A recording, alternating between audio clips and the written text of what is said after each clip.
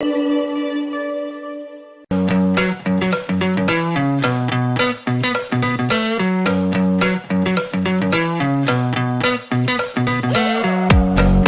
Locker Room, with all the sports news you need, live.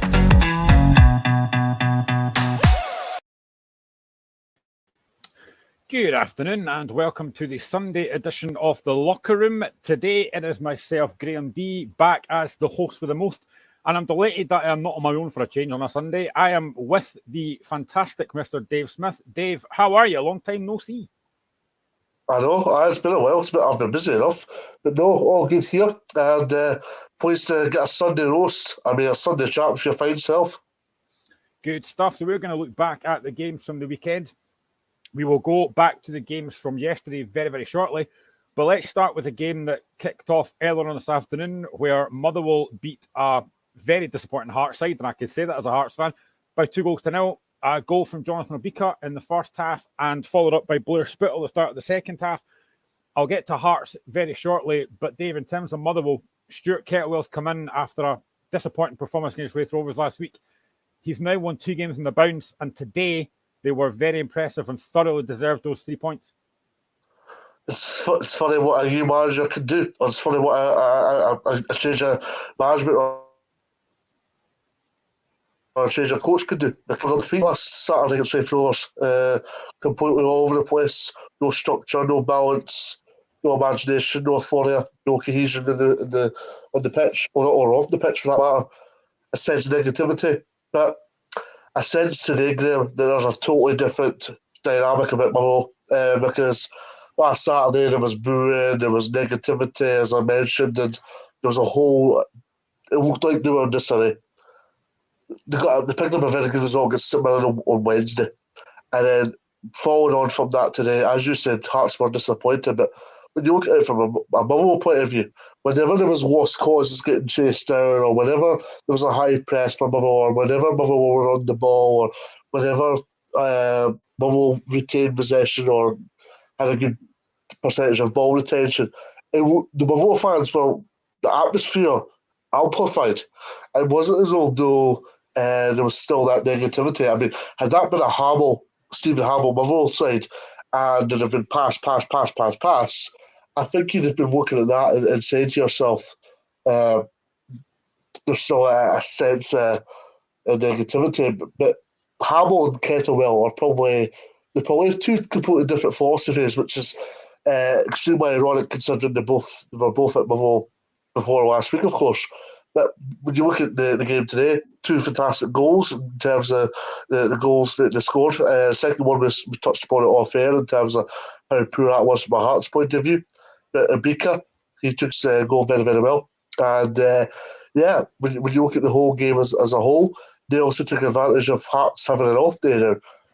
Hearts 9 times out of 10, you know this game, Hearts 9 times out of 10, they're always going to sometimes not play well in games, but sometimes they'll come away with getting points to either being clinical or being more streetwise or showing resilience or showing a bit of character. Today, then none of that.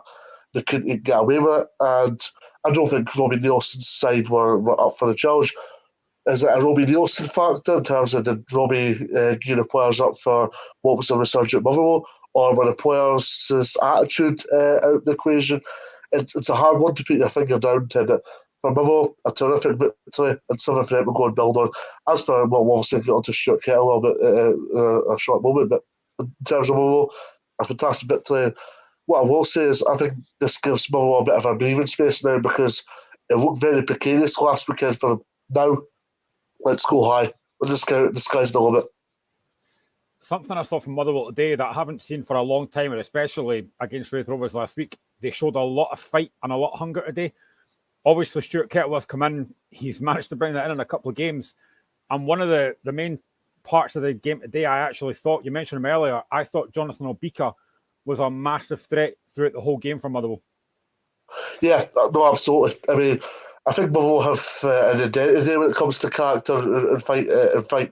Carl Butcher, now I know him through covering Dundee United a lot last season, and Butcher's got that. He's a bit of an old school type of player. He reminds a lot of people about Danny McKinnon that used to be at Hamilton. Danny's ironically now assistant manager at Accies, but and a lot of people go, he's a bit of an old school player. He's a bit of a dirty player. But I think football's missing them type of players nowadays. Just in terms of Butcher and because Butcher was very very good, but also Abika was very very good. Abika's a very intelligent forward. He's very reminiscent of Catsmere in terms of they probably don't get enough credit, but they do get into little wee areas. They do rustle up defences. They put in a high level work ethic. So Ibika did very very well today and took his goal very very well. But I mean, a lot of attention from a Mavo point of view, the forward areas has been attached to Kevin Van Veen and Mikael Mandron.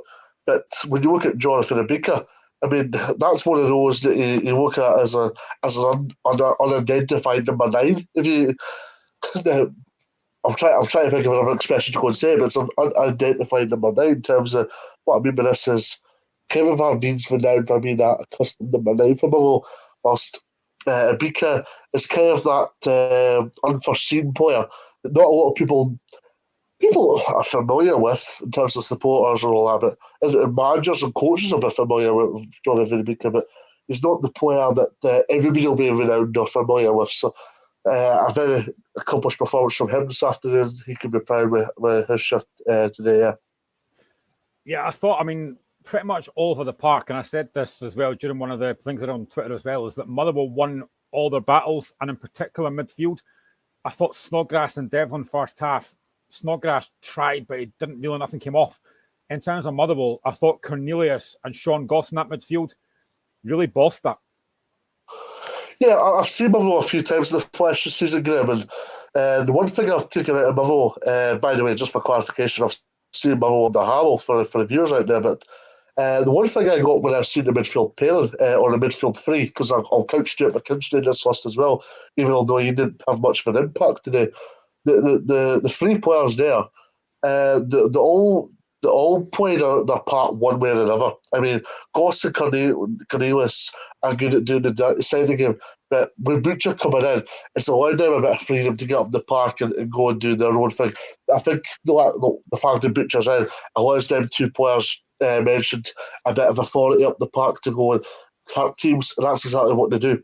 Same with McKinstry. McKinstry's good in terms of getting the final third and then troubling and exposing opposition defences. So they're very, very good in that regard. But yeah, this is where I think I've picked up a bit of a fine balance now in terms of they've got that defensive cover, they've got a bit of steeliness defensively now. And then Cornelius and Goss are really, really good in terms of because they don't just combat themselves around the middle of the park. They'll be good in terms of one player will be 20 yards up the park, another player will be battling it out with his left back to make sure to win the ball back. They're quite intelligent in terms of the way they do things. They're quite shrewd in terms of the way they do things. I think it's obviously a good thing to have, and it shows you what a midfield can easily be doing. Goss to an extent reminds me. I'm trying to think of a midfielder. I'm trying to think of a midfielder here. He reminds me a bit about. Do you know what? This sounds funny, but he reminds me a bit of Stilian Petrov in a way. In terms of you'll sit deep, you'll get forward as well, and that's exactly what's good about him. Well, someone else that did get forward was Blair Spittle. Now, you talked about this before we came on air. The second goal, it's 1-0 at half time. Obika, again, it's a striker's finish. He's there. He kind of gambles. He's not offside. He's well onside. But you go in at half time and you think, right, Hearts can't be any worse second half. And they start the second half so poorly. It's a ball into the box. It's terrible defending, as you said. But Blair Spittle follows it up. And again, he's got that instinct for a midfielder. He's in there. He gambles. And it's a decent finish. But from Hearts' point of view, that defending, as you said, was awful. Well, that was 12 seconds after restart or something, which explains everything about Hearts. I mean, Hearts have been renowned and people understand and acknowledge Hearts to be a tough to beat side, but also a side that can show a bit of resilience and a bit of character. But that wasn't evident today, very much so. And, I mean, the message from Stuart Kettlewell, either before the start of the game or at half time, would have been get at the belly. Because I as I said at the top of the show, Graham, I don't think Hearts. I can't put my finger on what it is, right? But I think it's because either Robbie Nielsen didn't exactly give Motherwell the attention and give Motherwell the credit they deserved, or the players thought Motherwell not a walk in the park, because players do not think that. If players have the mentality that things are going to be a walk in the park, then they should never be playing football in the first place. But I think the players would have thought, looked at that and says, well, we can play a certain way and still have enough quality to serve Motherwell. But that was never going to be the case, because under Kettlewell, you've got a fighting spirit and a fighting desire. If you've got a desire, you can go a long, long way with that. And that's exactly how it showed 12 minutes after the restart. Obviously, they take the second goal very, very well for the Blair Spittle. A player that gets unrecognised sometimes just because of the role he plays in this Motherwell side, but a player that carries a lot of power and a lot of he gives Motherwell a lot in terms of getting forward, but also providing a lot of assists and providing a lot of contributions for Motherwell as well. So, yeah, hats off to Blair Spittle for that. But for Hearts, that just shows you where they're at with the defensive line. I'm a little bit worried if I was Hearts to the extent, because I think it's a big month. I think it's a big month with regards to the dimension of the season a little bit, because I know you've got Celtic coming up, and any other big games that are alongside that. We've got a break next week with them. We've got St Johnstone at home. Then we've got a double header against Celtic in the league and cup. And then I think after that, I actually said this yesterday on Twitter, 4 out of our next 5 league games are away from home. One of those is Pittodrie. I think after we play against Celtic, I'm not entirely sure. But I know we've got some very hard games to come. So, I mean, yeah, you are right. We have some very big games coming up. And I said on Twitter as well, there's quite a few Hearts fans think we've got a chance against Celtic in the cup. If we play like that today, not a chance. No, and obviously we'll get on to Celtic, but Celtic will just blow away with Hearts with obviously their application and their quality. But this is where you need to get the attention levels right, and this is where you need to get attitude levels right across the board. Because if you don't, you're going to find yourselves unstuck. Motherwell. Now, I've not been in this show in ages, but had you asked me this question last Sunday about Motherwell, I'd have been saying exactly the same thing about Motherwell this time last Sunday afternoon, in terms of their application levels and the fact that they didn't put in enough quality in terms of fighting or enough character. But you can't accuse them of that today. You can maybe accuse Hearts to the extent of not putting in that fight, and that just shows you the difference in dynamics between the two sides compared to this time 7 days ago. I'll come on to Hearts in a minute. I just want to touch on Motherwell, though, because before I came on air today, I was listening to Stuart Kettlewell after the game. And then after that, Alan Burrows came on. And obviously, you'll know as well as I do, he's going to Aberdeen very shortly. And I thought Alan Burrows spoke with a lot of passion. But just touch on Stuart Kettlewell first before I touch on Alan Burrows. Kettlewell was being very diplomatic, saying about, he's only here interim. He's not, didn't really talk about whether he wants the job or not. But these last 2 games, I think, have shown that Motherwell have something about them under Kettlewell. Do you think that he is now in pole position for that job? Yeah, I think it's a good question, because when you look at it from a Motherwell point of view, I mean, I can kind of understand why Motherwell aren't rushing this, because I don't know if Motherwell fans would agree with me. I'd love to get your opinions if you're listening, Motherwell fans, but or watching, of course. But I think Motherwell rushed the Stephen Hamill appointment a little bit, because it's funny how Graham Alexander was dismissed after that debacle over in Ireland, and then Stephen Hamill was in pretty much a few days later after a reasonable interim period. Nothing else, just reasonable. And yeah, I think Motherwell have kind of learned a lesson a little bit, because they know there's a lot of. They know they're disarray to an extent more falling off the park, just in terms of the fan noise, everything that's surrounding them results wise. They know there's a lot going wrong just now for them.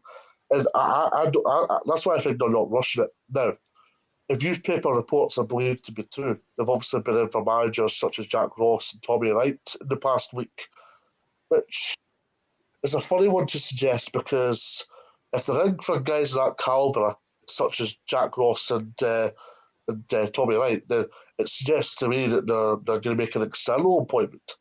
But as you say, and I'll go back to your question, I think Stuart Kettlewell's auditioned himself excellently for this job. He got a very good win against a very good win side on Wednesday. And then Hearts, well, that was an off day for him today, but Hearts are usually bang at it.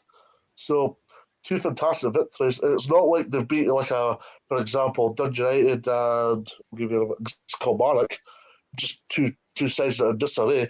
They've beaten two fantastic sides. So, I think that's a very, very good addition to have. And people are quick to forget that Motherwell's a club that live within their means. They're not a club that go and spend tons and tons of money just to accommodate the manager in terms of bringing in players and accommodating in terms of getting a philosophy that's going to bring long-term repercussions. They've learned their lessons from previous misdemeanours a good part of 2-3 decades ago. So they're obviously going to they're not going to go for cheap appointments, but they'll go for somebody that fits the bill of everything surrounding the Motherwell. Now, regarding Stuart Kettlewell, he ticked every box that he could possibly ask for at Ross County. He went to Celtic and beat Celtic at Celtic Park. Yes, it was during COVID-19, and yes, Celtic were in disarray under Neil Lennon, but exactly the same time, when you go to the east end of Glasgow win, it's always a fantastic achievement, especially for a side like Ross County. He obviously won the championship, especially getting the backing from Roy McGregor to get Staggy straight back up. That was terrific. That was for me terrific backing from Roy, and Stuart paid him back, and they were absolutely fantastic in the championship that season. Ross County were hugely competitive. A few poor months was the catalyst behind Stuart Kettlewell leaving Ross County, and a lot of people were questioning why was he not back in management a lot sooner than he was. Now, I'd argue, Graham, that Ross County and Motherwell, to an extent, are two very similar clubs, so there will be no changes whatsoever. Yeah, I mean, two of the managers that I know are in the frame for the Motherwell job are Ian Holloway and Grant McCann, who was just last month sacked by Peterborough. Ian Holloway, for me, would be box office for the Premier League. Could you see him getting that Motherwell job? I don't know. I get what you're saying. I don't know if you follow any Motherwell fans on Twitter or if you follow a lot of Motherwell fans on Twitter, but I'm not getting good feedback regarding Holloway, because the Holloway thing, and I'm obviously speaking about this from my opinion, but the Ian Holloway thing, it will be box office as you mentioned, but I think box office is secondary to what Motherwell fans are looking for. Motherwell fans are looking for results in the park. You can go 10 games without a win, and Holloway can say what he says in press conferences or whatever have you.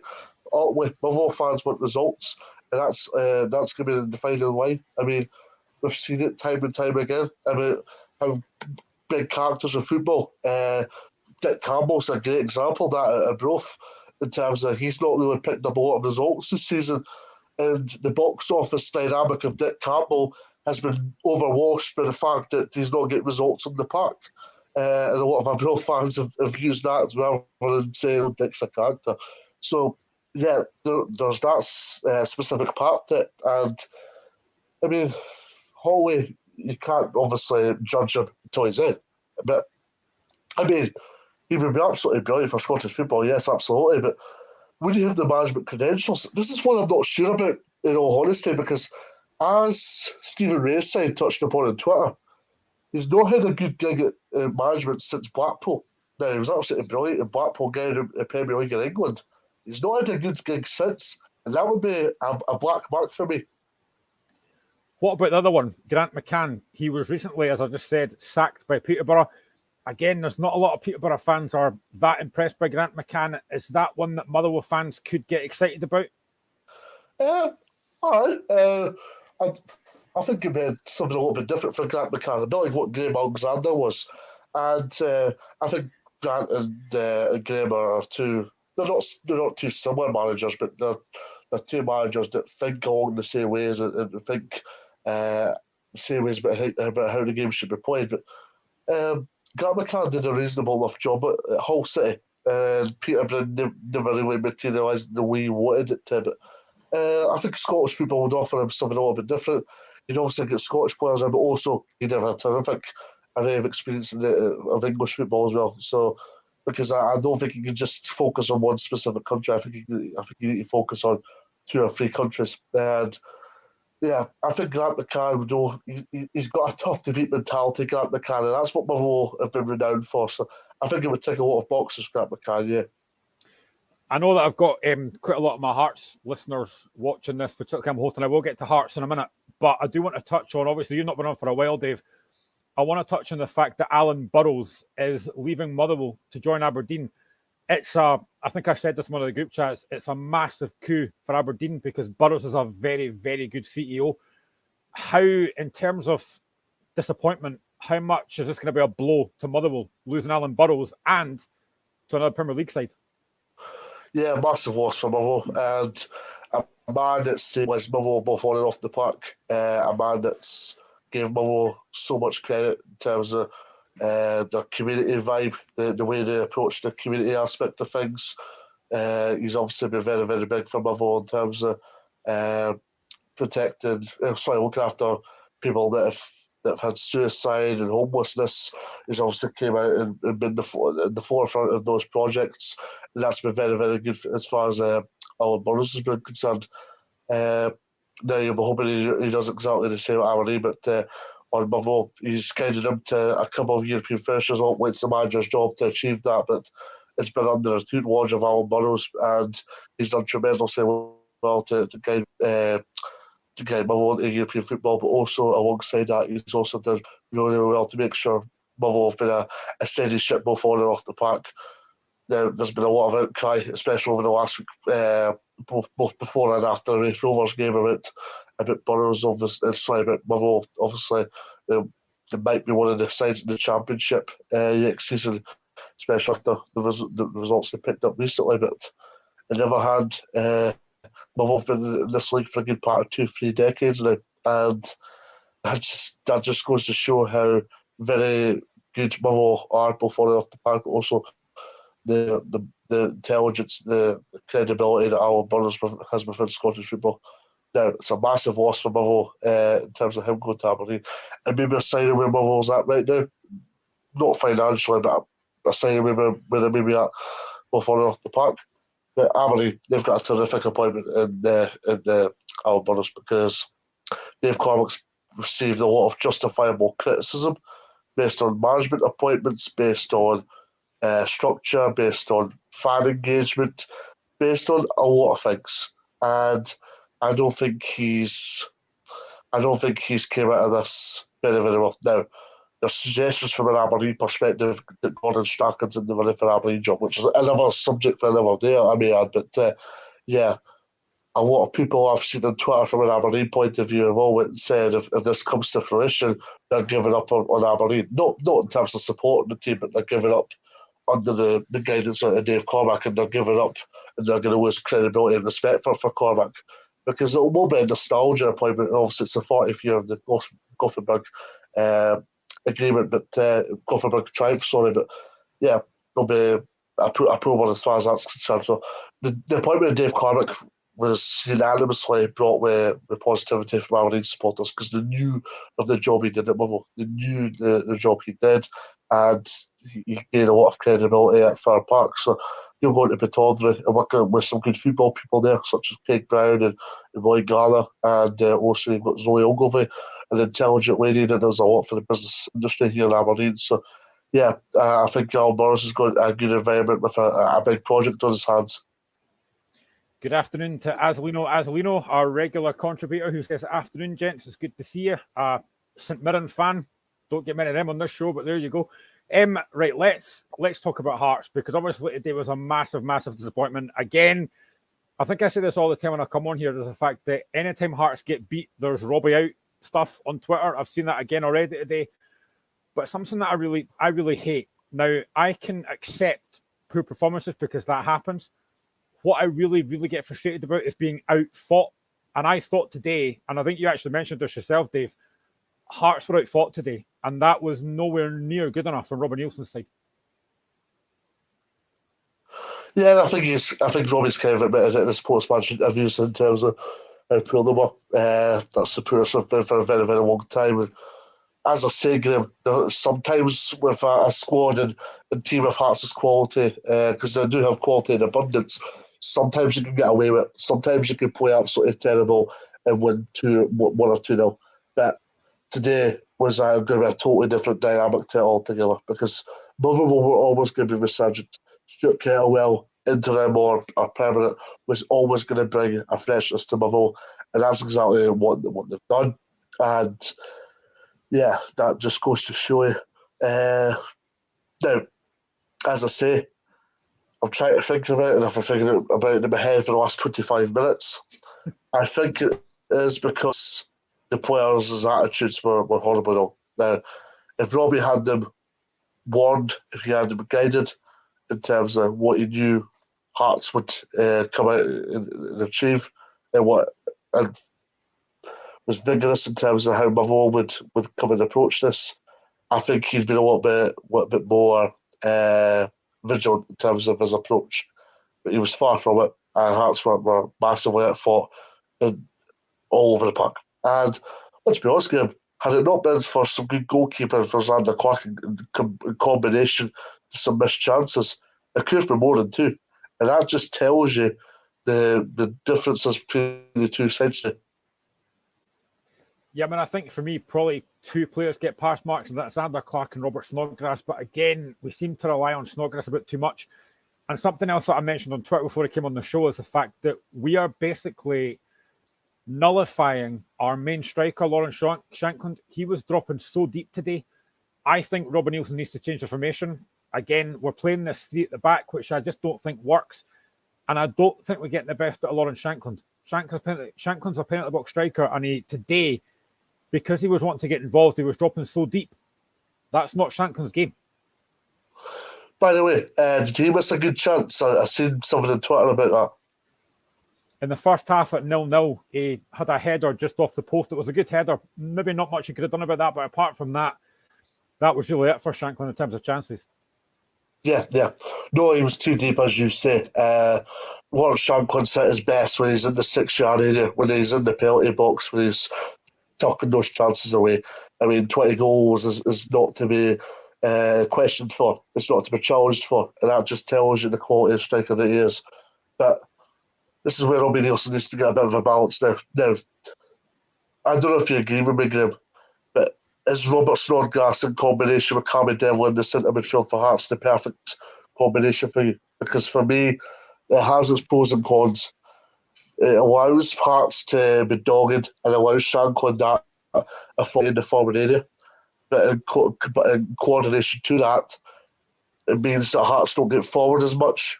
Do you not understand what I'm trying to say? Yeah. Mm-hmm. Yep. And this is where I don't know. I don't know if they're the perfect midfield partnership for me. I don't know if you agree, though. No, I completely agree. I thought Devlin was. I like Cammy Devlin. He is what he does. He is what he's.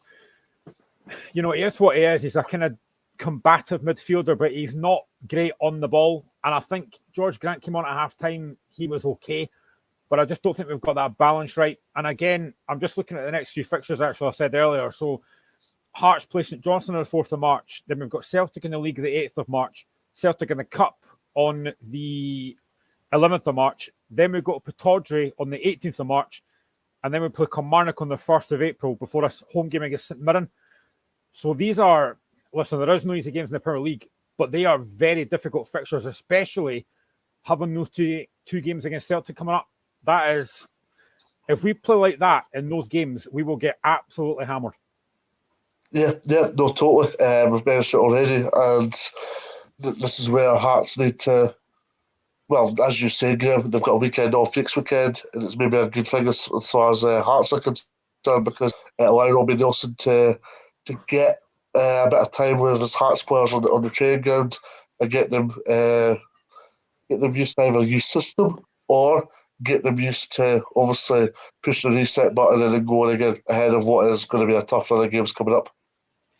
I like getting other folks' thoughts on different subjects here, and obviously you're not a Hearts fan, but I want to get your thoughts on Barry Mackay, because obviously I'm in a lot of Hearts group chats and stuff, and again today I am genuinely amazed that Barry Mackay played the whole game, because I thought he was awful.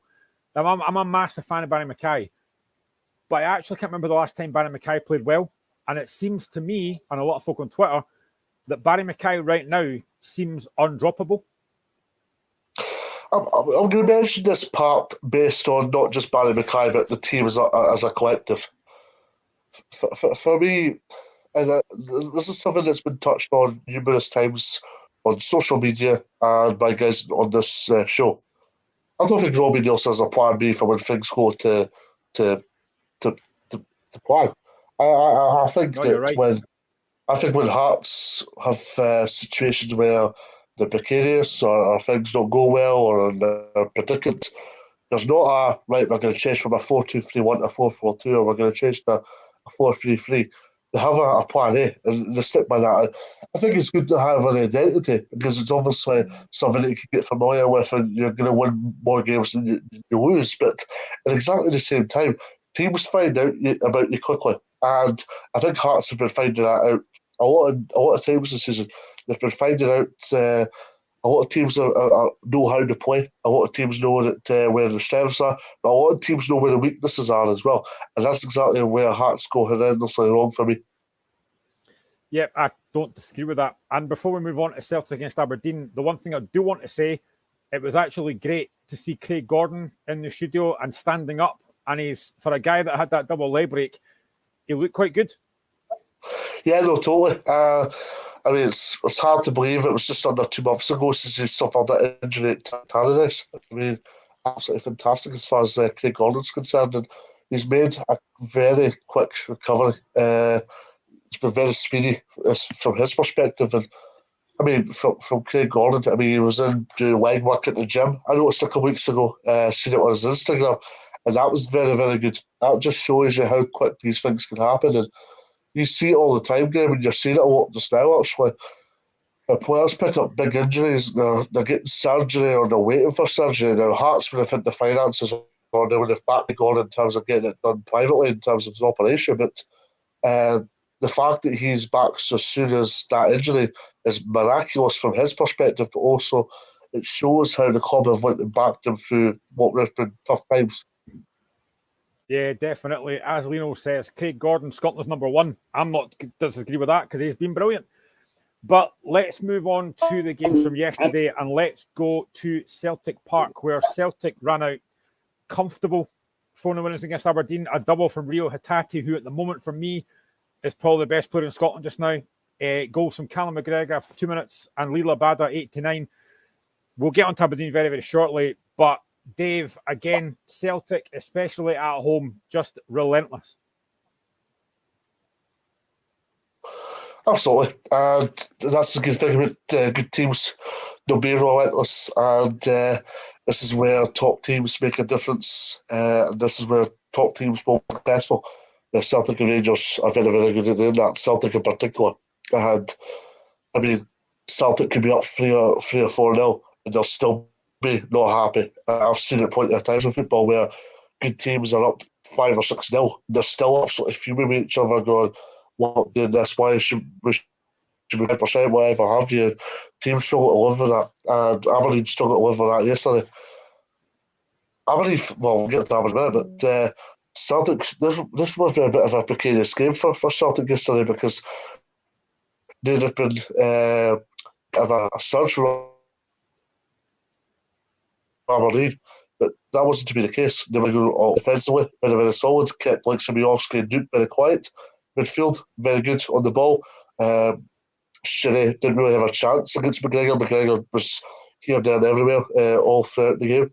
And up front, obviously, doing the damage through Hatate and I thought had a real good game yesterday. I think yesterday was the perfect game to throw O in because it's funny because Aberdeen are a really good side, but at exactly the same time, it was a home crowd. It was an opportunity to put your own stamp of things against a side like Aberdeen. And I mean, Aberdeen are third or fourth best team in Scotland right now. So it was an opportunity to throw them in against a well-established opponent. And I thought Owen did very, very well yesterday. So I thought Ange Postecoglou got the tactics very, very spot on. And obviously helped towards a very comprehensive victory for Celtic. I think when he came in at first, I think Postecoglou said that Hatate wasn't quite at full fitness yet. He certainly looks it now. Again, yesterday, I thought Hatate was probably the best player in the park yesterday. Yeah, absolutely. He didn't maybe get the attention he deserved last season, but that was probably because of injuries and probably because of the form of Kyogo through the hash and various other different factors. But this season, Hatate's really came on again. He scored some big goals. I think he scored at Tannadice recently. He scored a couple of goals at home. He scored against Rangers, if I'm not mistaken, as well. So that just goes to show you the quality that Hatate has. And he's scoring important goals time and time again. He's not like these box. He's not like say, these fox in the box type of players that will just score goals sporadically. He's a player that scores fairly consistently. Also, he's a player that provides a lot of contributions, valuable contributions, significantly and consistently. So, hats off to Hatate for that, and he'll be got to keep that going moving forward because he's a big player for Ange Postecoglou now. Kyogo's went off the boil a little bit through different factors, through injuries or lack of form, or need disappointment not getting the World Cup. So Hatate's fairly stepped up to the plate this season. And Ange Postecoglou's had a different approach to the game that he maybe would have had last season because, as I say, Harvey, good, shattered. That's that Johnny yesterday telling. Pardon me. But last season there was a lot of attention towards Kyogo, and understandably so. I think Postecoglou's got a good cohesion this season. He's got goals flying over the park, and I think that suits Hatate because when Hatate's not on it, there's 4 or 5 other players that are on it, and you're only going to see a fairly positive Celtic if 4 or 5 players are firing on all cylinders, and that's exactly how it's proven to be. Yeah, and you mentioned O there as well, and I quite like the fact that on the highlights that I watched last night, they did concentrate on O quite a bit, and the fact that he's a different type of player to Kyogo. He backs in, he kind of uses his physical strengths to really back into Aberdeen players, and I thought even though he didn't score, he really led the line very well for Celtic yesterday. Yeah, no, absolutely. What I will say from an Aberdeen perspective is I don't think Aberdeen are the best team to deal with regards to physicality. I think they're a little bit lightweight defensively. I said that both when Anthony Stewart and William Scales was involved, and I'm saying it now that there's a new look defence involved as well. So, yeah, when you look at he's good in terms of physicality, but he knows where the net is as well, and that's exactly what a Celtic striker should be renowned for. A guy that's going to go and score goals, a guy that's going to give you an abundance of quality. So, yeah, hats off to all for that.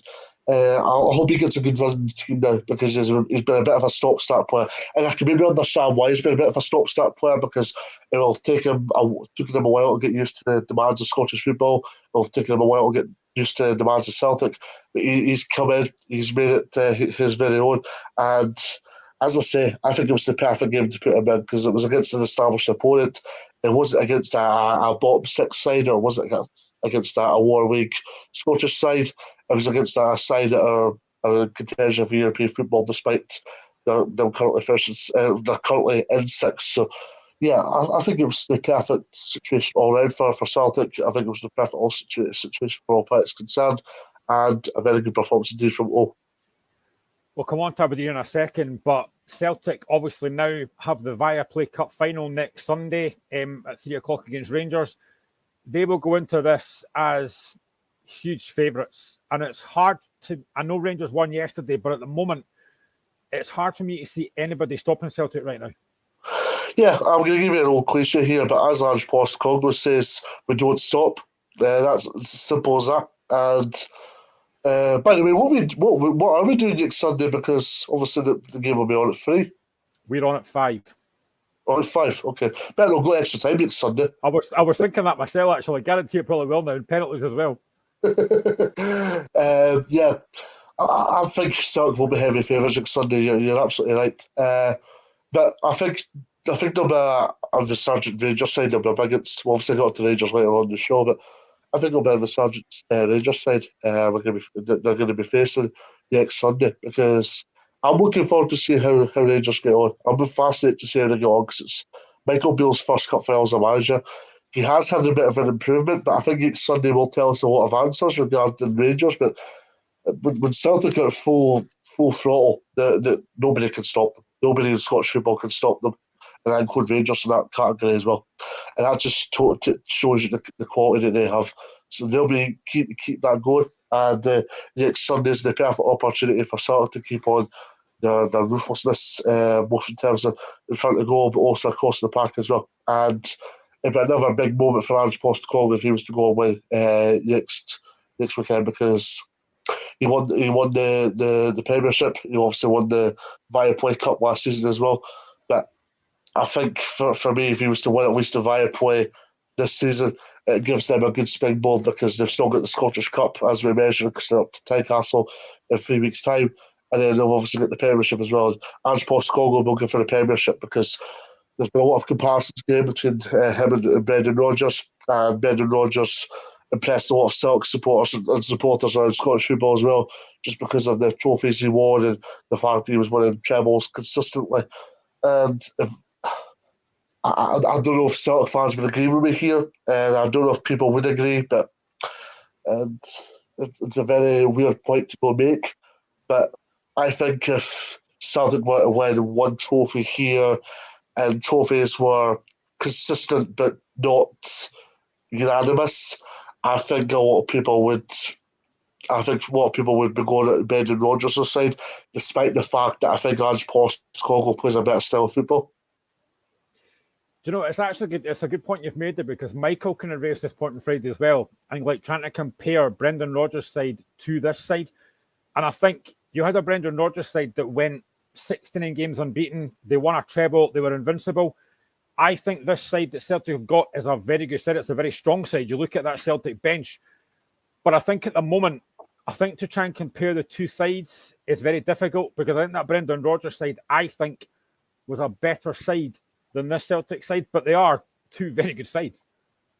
Yeah, I think Ange Postecoglou was the better football, but Brendan Rodgers was good in terms of making him tough to beat. He got some big performances. Scott Brown was a massive player under Brendan Rodgers. Whenever games were tight, whenever there was one each games at 88th minute mark, there was always going to be one player that was going to step up and be counted, whether it was Scott Brown, whether Scott Sinclair was absolutely brilliant in Brendan Rodgers' first season in charge at Celtic. And then obviously they had the belly and... What was the other striker called? There was the belly, there was another one. Was there another striker? There was another striker that scored goals. It'll come to me at 501. Was it no Austin Edward? Edward, that's who it was. I completely forgot, but Austin Edward there actually. And he was absolutely brilliant as far as Celtic were concerned under Rodgers. But yeah, I do think that when you look at Celtic as a whole, because Celtic were a very direct team under Rodgers in terms of they'd always find like a Jamesy Forrester, they would always find McGregor, and they would always play through there. Whilst with Postecoglou, they seem to pass the ball a little bit more, which is quite an interesting concept to have. And I think next Sunday's massive for Ange Postecoglou, because it's massive for Michael Beale as well, but I think it's massive for Ange Postecoglou, because if trophies were to get spread about between Rangers and Celtic again, this is where I think the comparisons would be different a little bit between Postecoglou and Rodgers. Yeah, I can't disagree. And Angelina makes a good point as well. To beat Celtic, you need all 11 of your players to have an 8 or 9 performance, which brings me on to Aberdeen, because, Dave, I think it's fair to say that Aberdeen did not have anybody that really had that level of performance. They've now lost 7 straight league away games for the first time in 24 years. Second half, they were better, but first half, they never laid a glove on Celtic. And let's be honest, when you go to Celtic Park especially, Ibrox as well, but when you go to Celtic Park, I'm pretty sure that Barry Robson said, keep it tight for as long as you can, and they are 2 goals down inside 30 minutes. Nowhere near good enough against Aberdeen. Yeah, first and foremost, I'm going to make a point of the stat you raised there, Graham, because I think had Jim Goodwin still been in charge, I think this would have been highlighted a lot more than it is. I mean, I wasn't aware of that stat before you just told me there just now. And I think if Jim Goodwin had been in charge in comparison to Aberdeen just having an interim manager just now, I think it would have been highlighted a lot more. And I think there has been a lot of concentration based on it. But I think the fact that Barry Robson came in and brought a bit of stability to the club, But alongside that, the fact that he's carried a level of positivity, he's obviously got a bit of coaching background behind him. I think it's brought a lot of positivity to the club. You might have John Hughes, funnily enough, Barry Robson, in terms of some of the stuff he says in the interviews, in terms of I like being on the grass. He's actually got the same type of accent as John Hughes as well, which, yeah, kill me. But anyway, back on to serious stuff on the park. I think Barry Robson was a little bit frustrated that Aberdeen didn't have a go at Celtic yesterday. That's what his problem was. Now, when you go to Celtic Park in Ibrox, you're going to have a lot of times where you're without the ball. At exactly the same time, you're going to have a lot of situations where you can have chances yourself. And you need to be ready and vigilant when you have those chances. And Aberdeen quite simply didn't do that yesterday. Aberdeen, for some reason, don't have a good record at Celtic Park in recent times. Whenever, I don't know if it's a Celtic thing or what, but I tend to find when Aberdeen go to Celtic Park, they tend to create a good impression in opening exchange of matches, and then we'll get blown away because Celtic will show a bit of resilience and then go bang, bang, bang, and then they'll either go and score or a goalkeeper will make a miss, but they'll still be ruthless from that point onwards. And that's exactly how it turned out to be yesterday. As you say, 2-up within the space of opening quarter, 20 minutes. So, yeah, that's obviously a very good goal as far as Celtic's concerned. But for Aberdeen, a couple of my mates were actually making the point on my way home back from Hamilton, because I was up in Hamilton yesterday. A couple of weeks, my mates were making the point about Aberdeen just being all over the place defensively. And that was telling, because I watched it at Sports Scene this morning, and that was very much just so. Yeah, it just shows you where Aberdeen are at right now. It just shows you how disappointed they were. I mean, it's. I'm not going to. I'm trying to think how to say this in the most diplomatic way, Graham, but I think Aberdeen need to push the reset button and then go again. Now, do I think Barry Robson's done enough to merit getting the job permanently? It's a hard one. I think it's a hard one because if you give Barry Robson the job, there'll be a period of positivity because he's a good coach. But if he doesn't get off to a good start or doesn't do well, it's going to have Liam Fox at Dundee United vibes, where people look at that and say, cheap option. But back onto the park, and my mate I've got a mate that does the Celtic commentary for like the disabled people, and he was telling me that Barry Robson was trying to change figures every 5 minutes. For me, when you go to big places and cauldrons such as Celtic Park, that simply doesn't work, because you need to have a settled system in place for 90 minutes, and if you don't have that, or for large periods of the game, if you don't have that, you're in trouble. And that's exactly what Aberdeen had yesterday. I put on Twitter yesterday that I genuinely can't believe the collapse of Aberdeen since the World Cup break, because they were third in the league. They were 4 points ahead of Hearts. They are now sitting seventh. They're 10 points behind Hearts. And I actually said that this Aberdeen side is a decent side. And I had a couple of Aberdeen folk comment on Twitter saying that actually they weren't even that good before the World Cup. So obviously the last two appointments that they've had, Stephen Glass and Jim Goodwin, have been really poor appointments. And it's quite funny because I listened to a debate on the radio yesterday, and ex-Aberdeen player Willie Miller had mentioned Craig Levine's name for the manager's job, which I had to laugh at. I mean, Dave Cormack cannot afford to get this appointment wrong. He cannot afford to get this next appointment wrong. Where does he go from here? Well, I'll give you a few answers on that, because obviously you mentioned Dave Cormack, and I'll leave that to the end because I also mentioned Gordon Strachan. I want to kind of elaborate on that. But yeah, it's the whole thing is incredibly interesting. I'm going to go to your point you start off with regards to Aberdeen in the World Cup break. I can understand where Aberdeen fans are coming from, because there was a few times when Aberdeen were poor. Now, I'm going to look at the Dundee United comparisons here, not in terms of Dundee United Football Club as a whole, but the Dundee United performances. Aberdeen were pitiful at Tannadice when they could beat 4-0. That's when the Jim Goodwin out vibes started. It was that Dundee United game when they could beat 4-0. Now, Aberdeen played Dundee United before the World Cup, and they put in a strong performance to go and win the game. And there was a period of positivity after that result, especially beating rivals and especially getting the result required. So, there was definitely a lot of positivity in that regard.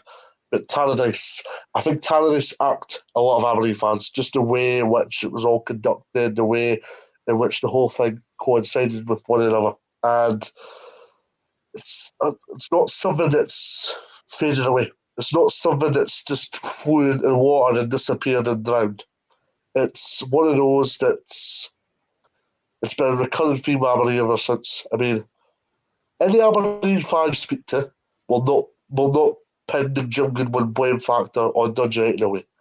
They'll pin it on Celtic and Rangers at home, predominantly the Rangers at home, because you were 2-1 up. Rangers go and score in injury time, and then they go and score through Scott Arfield. And that's where the pin gets attached, because they parked the bus against Celtic. They were poor in the last 5 minutes against Rangers, and then they had two poor performances, in fact, against Kilmarnock and St Mirren in the festive period. But it's incredibly funny. And written journalists and newspaper journalists have touched on it since the sacking of Jim, that you put in a stellar, colossal performance for 85 minutes against Rangers in the Viaplay Cup semi-final, and then you go and get beat by Darvel. Now, in terms of avoiding jail, if we want to give it that expression, Jim Goodwin avoided jail for another 4 or 5 days after that Darvel debacle, because he was given Hibs, and then that was just tatters, wasn't it? You don't survive that. Yeah, that just shows you where Aberdeen were at. Momentum's a big thing in football, and I think the manner in which some of the defeats came was ultimately the ceiling as far as Jim Goodwin was concerned. But Barry Robson, now, I might be horribly wrong here, but I know, having spoken to people within Aberdeen circles, that Barry Robson's a coach. Jim Goodwin and Lee Sharp, well, Jim Goodwin in particular, is more of a manager type, about Jack Ross. Not that they'll sit down and do F all, but they'll obviously be a lot more laid back in comparison like a Barry Robson. And Steve Agnew's a good coach as well. They've took him in from Middlesbrough. They're both very respected coaches, and I know Scott Anderson very, very well, because I interviewed him when he was manager at Devonville in the Highland League. So hats off to the three there, because they're getting a good array of players. I just think yesterday was a step too far. Yesterday, I think, told everybody that Barry Robson's too inexperienced for that level. He's a very good coach, Graham. But for me, if Barry Robson wants to take the management, go into management terms professionally, for me, it's got to be Championship or League One. Now, that might sound incredibly harsh, considering the likes of Liam Fox is involved in the management game at Dundee United and has an experience and all that kind of stuff. But for me, unless you've got all the tools and foundations in place, you need to obviously work your way up. Now, a lot of people will look at this and say, look at Carl Davidson, it's Johnson. But Carl Davidson worked his way around to management, by my honest opinion, because he's done assistant manager roles at clubs. He did it the long way, I think. Because Carl Davidson went to do assistant manager roles, learned off it, but good managers, and then went to St Johnstone and stamped his own authority, and that was obviously helped with winning a couple of years ago. So, in terms of Aberdeen, where do they go from here? For me, I'd have Barry in the coaching staff, but I wouldn't have Barry Robson as manager. Don't ask me who I think the manager should be. I think Barry Robson should be in the coaching staff. And that's where I'm at with that. But Dave Cormack, if he gets this management appointment wrong, as you say, it's not going to go down well with Aberdeen supporters. Aberdeen supporters will be protesting quickly, and I think they'll be vigilant very, very quickly. Now, there's been a suggestion about Gordon Strachan, but Gordon Strachan wouldn't tick a lot of boxes for me. And he's been out in the management game for a good part of a decade now, which just goes to show you that it would have a Mark McGee still to it. I know Gordon and Mark are best of pals in my but it would have a Mark McGee still to it, because it would be uninspired. And from an Aberdeen perspective, it was something that would be, as a fan, you'd be scratching your head going, "Is this what we've got to get used to?" It would remind me of Craig Levein a little bit in terms of Hearts panicking, if that's the correct word to use, and getting somebody in that, knows the club, but somebody that lacks imagination or lacks enthusiasm. So that's why it's a no for me. Do you know, I love having you on because I love listening to you. You're very interested in what you say in that, and everything you've said that I've listened to very intently. And what you said about the United game, I completely agree with. What you said about the Cup semi-final, I completely agree with. But the game that I always go back to, and you mentioned it earlier on, is that game right after the break where Aberdeen played Celtic at home just after the break, and Aberdeen had 19% possession, and as you said, park the bus. Now, I am very prolific on Twitter. I go on it pretty much every day, and a lot of Aberdeen fans were raging about that. And I think that was a potential downfall of Jim Goodwin, because I don't think anybody saw that coming. Not getting beat by Celtic, that can happen, but the way that it happened was so absolutely. poor. Yeah, well, I seen a thing on social media by Robert Thompson of The Sun after that game in question, going, Aberdeen were 2 minutes away from getting a credible draw with Celtic. But and he was like, who would be a football manager? And I take Robert's point on that. But on the other hand, Aberdeen fans want to see entertaining football. You're a Hearts fan, you want to see entertaining football. You don't want to see a period in the game or a combination of things where you're just parking the bus and having a tough to beat mentality, because it works in certain stages, but it cannot work for a full duration of a match, especially against a side like Celtic's quality. And that was extremely shown in that day in question. So as far as football in general is concerned, this is why you need to get a balance, because you need to get a balance in terms of being on the front foot, scoring goals. But you need players as well that are going to do that side of the game in terms of battling, in terms of what we did today. And you need players that are going to be diligent defensively as well. And this is where Aberdeen went horrendously wrong in that day in question, sorry. And that's where they've went wrong in wee little exchanges, such as 5 minutes against Rangers, half an hour against Rangers in the Cup semi-final, Darvel for pretty much 75, 80 minutes, sitting there and then Kilmarnock for huge periods in them games as well. So, yeah, that's where it's went horribly wrong for me. We'll move on to talk about the next game in a minute, but I just want to touch on, you mentioned players there, and I know players come out and say things in press. That happens. But yesterday before the game, it came out in the press about Matty Kennedy saying that Aberdeen are closing the gap on Celtic and Rangers. I'm not being funny, but why on earth would you say that, given where you're sitting right now? Well, first and foremost, I didn't know he actually said that. So that's another pure own goal as far as Aberdeen's concerned, especially after Anthony Stewart's comments recently before the Rangers game. I'd like to have thought Aberdeen would have maybe said something about that, but Jesus Christ. No, when you look at obviously, I think it's to show to us all that there's a massive gap. Now we won't play Rangers again until April, so I think 2 months is a long time of football. We won't know the true proximities between the two sides until then, but you can't dislodge Celtic. Celtic are a step above. They're a step above in standards, a step above in quality, and a step above in talent.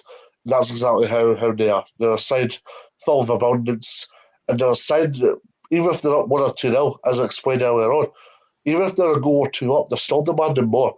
They're not a side that's set on or focused on their laurels. They're a side that want more. And that's exactly what good sides do. As Ange Postecoglou says, we never stop. And that's proven to be the case. Yeah, just before I move on again, do you think it's a good thing that Aberdeen, and especially Dave Cormack, are taking their time to make sure that they get this appointment wrong? Because as you've said and I've said earlier, you cannot afford to get this next moment wrong, because the last 2 have failed miserably. And again, the big question would be as well, can a new manager get more out of these Aberdeen players? Because again, I'm followed by a few Aberdeen fans, and I saw yesterday one of them said that whole first team squad needs ripping up and starting again.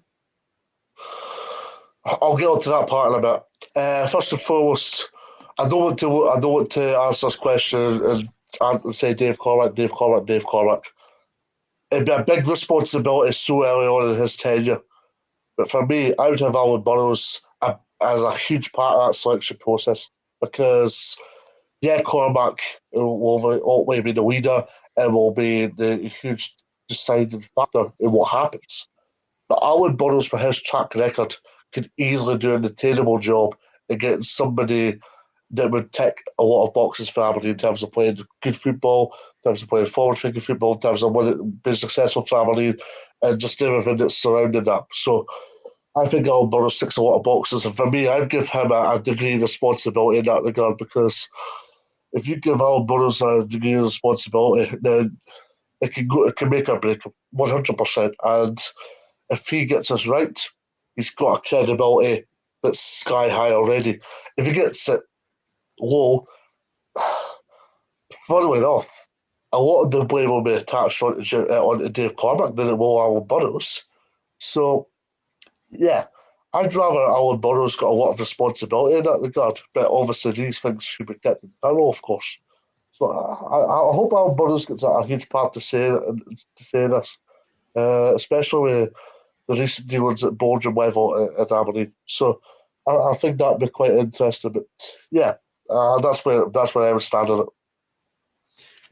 Aberdeen's next game is against Livingston next week at Pittodrie. How vital a game is that going to be now? Because looking at the top six, Aberdeen are only 2 points behind Livingston. So that now, 3 points. That now becomes a massive game for Aberdeen. Massive, yeah, massive. Because if Aberdeen was that, they're 6 points Livingston, simple as that. And this is where there's these large people. I mean, if Aberdeen could go and win this 6 weekend, it obviously brings a bit of a gap. But Livingston themselves have got high standards, so it'll be a hard game for Aberdeen, so they need to be vigilant and on the front foot. Talk about Livingston. They played against Rangers at the Tony Macaroni yesterday, coming off the back of a 3-0 defeat to Inverness last week, where they were frankly dreadful. Inverness deserved to win that.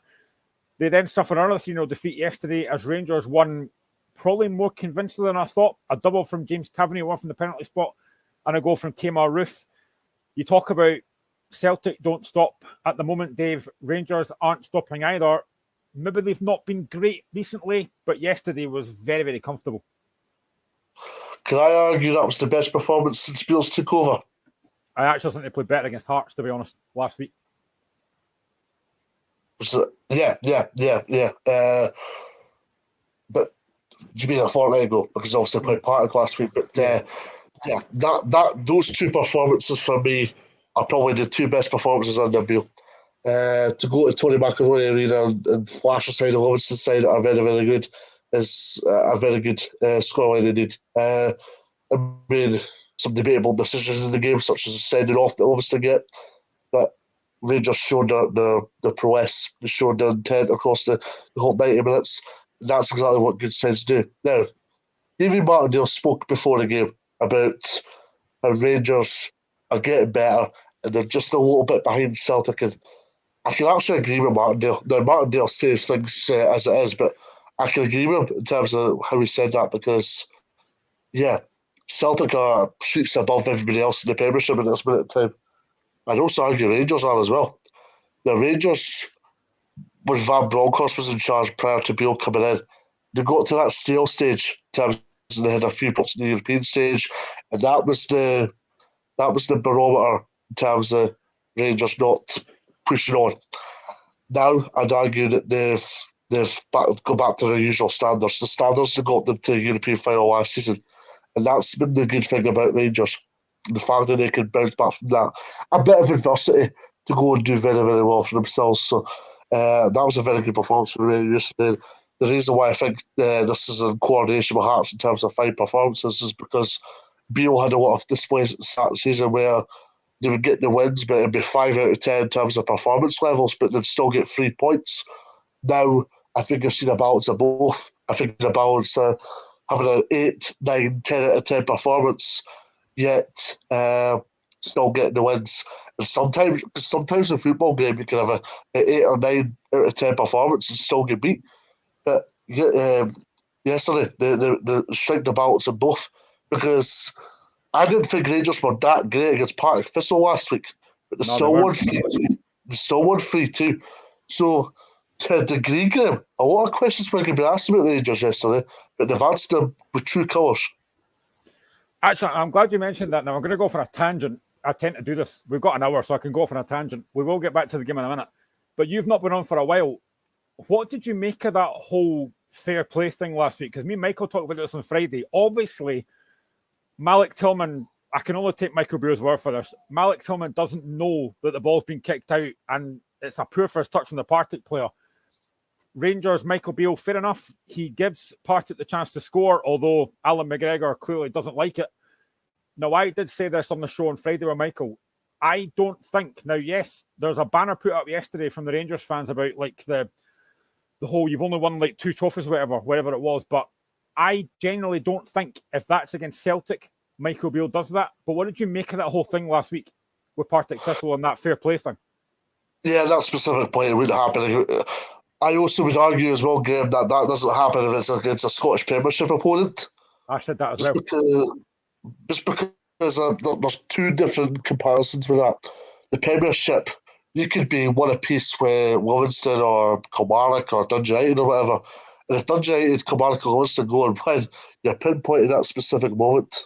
Now, Partick Thistle were very much in this game last week. So they were 1-0 up through what was a soft penalty, but they all count. They scored a penalty through VAR and they all count.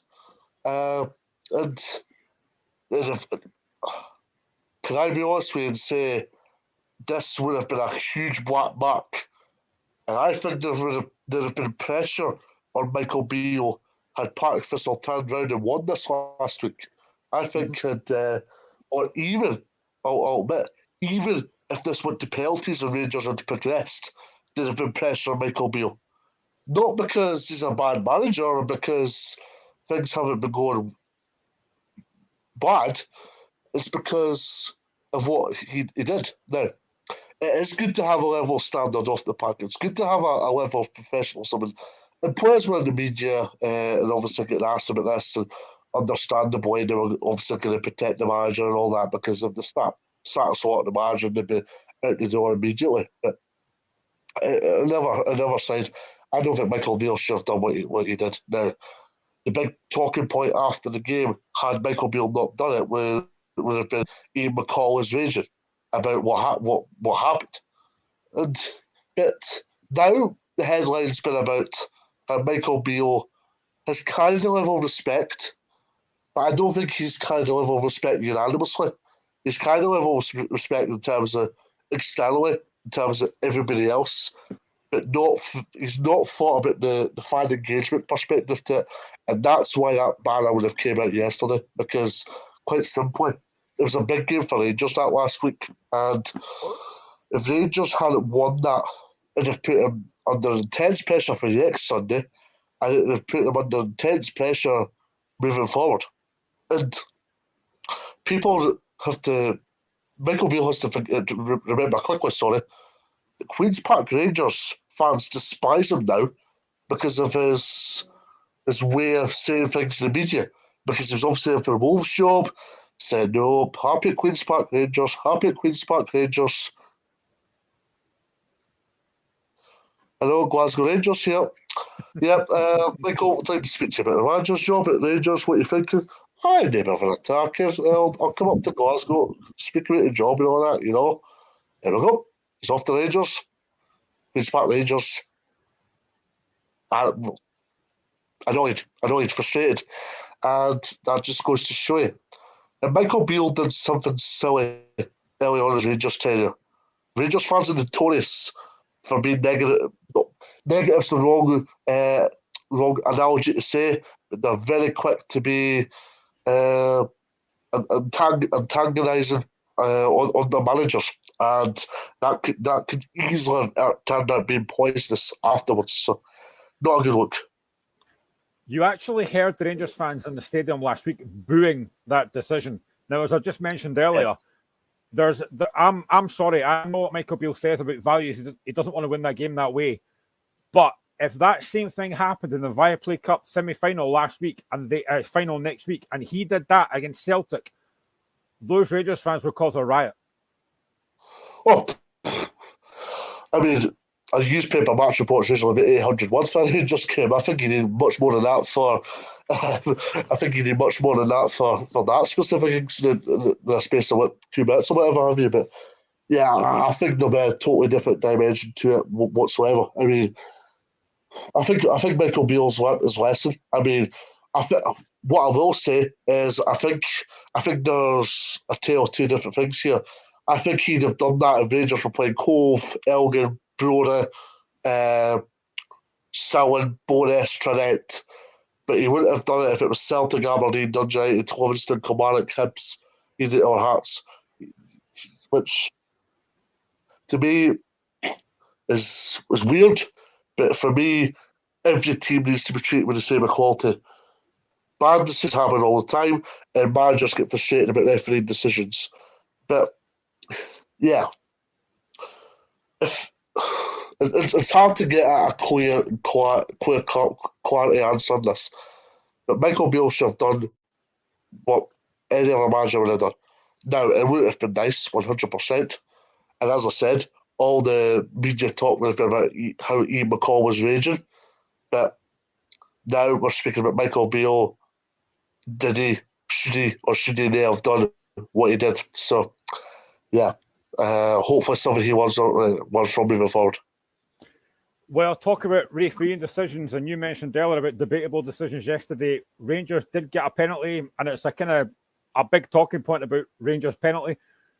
But it was a penalty. I don't know what James Penrith is doing. He's got no need to do it because Oberlai is winning that ball all day.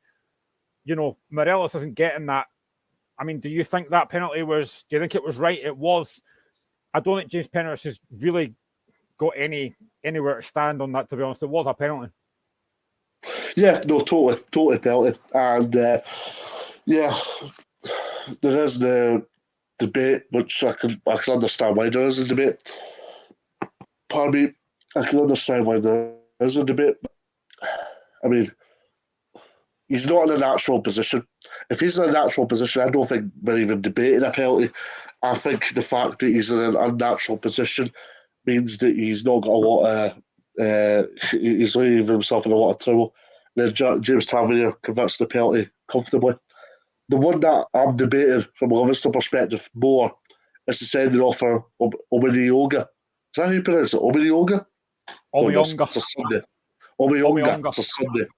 Omiyonga. It's a Sunday. That's the one I'm debating more than anything else because that's the one for me that I think Roof goes down a bit soft and there's 4 or 5 players congregating around the referee fuming. And that's the one that's debatable for me. But in terms of the penalty, nothing at all for me. Definite penalty, and Tavernier tucks it away very, very well. And Michael Beale was saying that Tavernier's near 100 goals for Rangers, which is astonishing for a right back. Do you think, obviously he does because he gives away the foul, but do you think Omiyonga gives the referee a decision to make there? And again, because it's a second yellow, VAR can't look at that. Do you think if VAR looks at that, it might be a different outcome? Yeah, probably. I mean, the way in which it's all handled from Omiyonga's perspective probably gives the referee that sense of judgment that he's like, right, okay, clear as day, booking then. I think had been. I don't think there's been a lot of complaints had he not been booked, but at exactly the same time as well, just because of the scoreline more than anything else, but at exactly the same time, you look at this on the other side of the fence. I think if we were looking at this and looking at a challenge in isolation and looking at it more diligently and in more detail, people would look at that challenge and go, definite booking. And he was booked already. So, yeah, with regards to everything we've said there, it left referee with no choice at all but to send him off. To be fair to James Tavernier, it's an absolutely fantastic free kick. You know, top corner, Max George has got no chance. You just mentioned Tavernier's record there. For a right back, it is incredible, but it is a magnificent free kick from Tavernier. Penalty, Jimmy, or was that a free kick as well? The free kick he scored after Omiyonga gets sent off, it's a free kick that Tavernier takes right in the top corner. Ah, I didn't notice the free kick. No, I forgot about a free kick. I've seen it back, but no. Fantastic free kick from Tavernier shows his quality, and that just tells you the type of player he is. A player that can get you 3 massive points from that specific part of the situation, because yeah, when you look at Tavernier, there was some questions from Rangers fans whether he was a little bit underwhelming, but I think he's answered that. I think he's came back a good player again under Michael Beale. I mean, Michael Beale he's not as ruthless as maybe Gerrard was, because Gerrard seemed very, very ruthless whenever he came out and spoke out in the public, but I think the ruthlessness comes from within, and it obviously helps Tavernier massively in terms of the part he plays in this Rangers side, because he's got a bit of freedom under Michael Beale, and he's shown that with some terrific displays of late. Obviously, Kemar Roof ties the game up on 85 minutes, and I think if you're Michael Beale, it must be great having Kemar Roof back, because before he got injured, he was a big player for Rangers, so it must be a massive boost to have him back fit and scoring.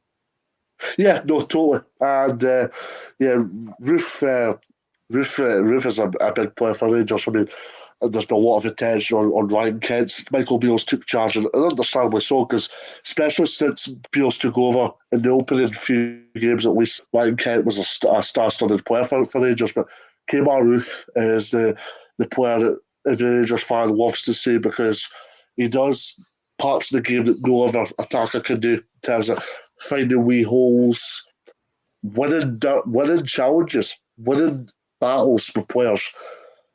I'll have to check the stats back game, but I'd love to see the stats in terms of Kemar Roof winning free kicks and ultimately players getting booked, because I think there's been at least several that's happened where Kemar Roof's won free kicks or won penalties and players have been booked and sent off for it. So that just shows the part he plays, and I think that gets underestimated a little bit. We'll come back to Livingston in a second. Obviously, Rangers are building up to the game next week against Celtic. You mentioned earlier on about Michael Beale, and you mentioned the fact that they've had 2 good games this season since he's come back, against Hearts and against Livingston. What have you made of Michael Beale's team in general? Because I think in a lot of games they have won, like against last week against Partick Thistle, but they've not been overly convincing. What have you made of Rangers so far of Michael Beale? Yeah, I think it's good to get a balance of both in terms of playing expansive, beautiful football and winning, but exactly at the same time doing the dirty side and grinding out results. I think it's good to have a balance in terms of both. But yeah, any Rangers fan you speak to, well, any football fan in general, but Rangers and Celtic in particular, you can win the game 3-0 by not playing well.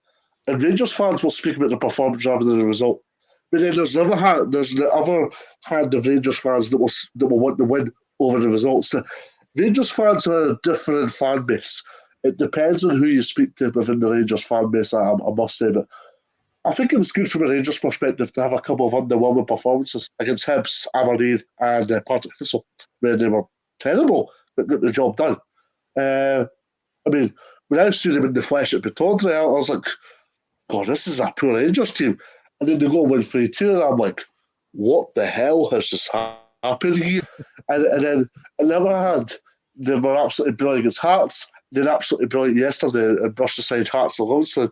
That was a very good Hearts and a very good Livingston side. So, yeah, it's funny how football can work. And I had an experience of that yesterday because I was at the Clyde Peterhead game, and Peterhead played very, very well yesterday up at Hamilton. And I mean, had 4 or 5 really, really good chances. And David Robertson was speaking to me after the game and said that, look, we've had games since I took over that we've been absolutely brilliant and good beat, but we've had games where we've been terrible. Games in which we've been terrible and won, but we've had games in which we've got beat and we've been absolutely brilliant.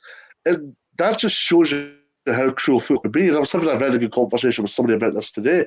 And yeah, it's funny how it all kind of works. So yeah, very funny indeed. Going into the Viaplay Cup final next week, I mean, I've already said that I think Celtic will win a treble this season. I think they'll win the league quite comfortably.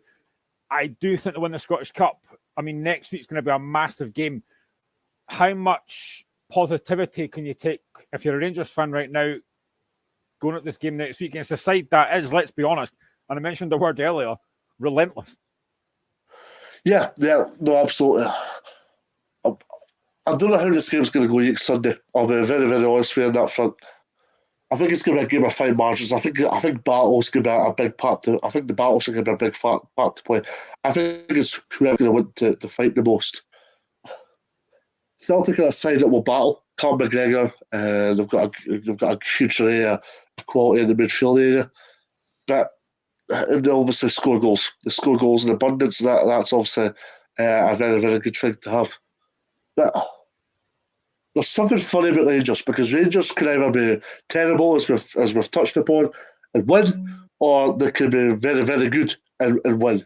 So it's a hard one. It's very, very hard to put your finger on Rangers right now and say what's going to happen. If you were asking me right now, and if you were asking me to put a bet in the game, I'm going to say Celtic will win. And I don't think there'll be much more than a goal in it. I think it'll be like a 2-1 or something like that. Defensively is where it'll be key for Rangers next Sunday, I think, because Celtic, as per shown, probably in both the Glasgow derbies, they've shown both times how they can cut Rangers apart, carve Rangers apart. I think defensively will be pivotal to how Rangers cope next Sunday. I don't want to pick on anyone in particular, but I'm going to have to because it's coming out of my head. But we know that in recent years, Alfredo Morelos against Celtic tends to be very hot-headed. How important will it be for Michael Beale next week that he keeps the heat, as they say? Yeah, no, absolutely. I mean, Morelos, what I would say that, though, and I think it's a very good point to make, is I think if you wind them up, it's a totally different dynamic altogether. Scott Brown wind Morelos up, as his previous misdemeanors put him in a bad light, big time. Has he matured?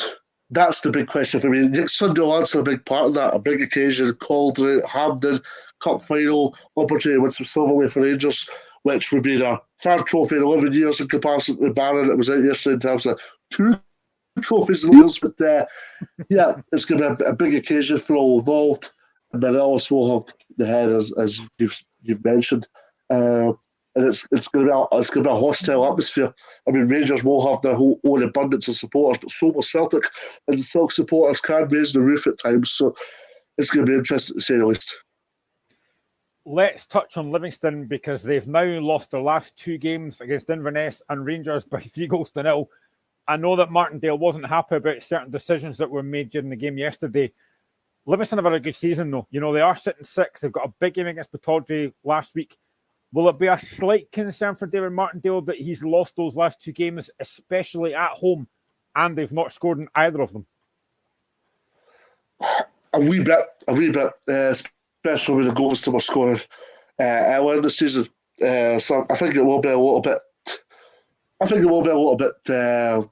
Telling, but I think the big thing from Livingston's perspective was getting an improvement now.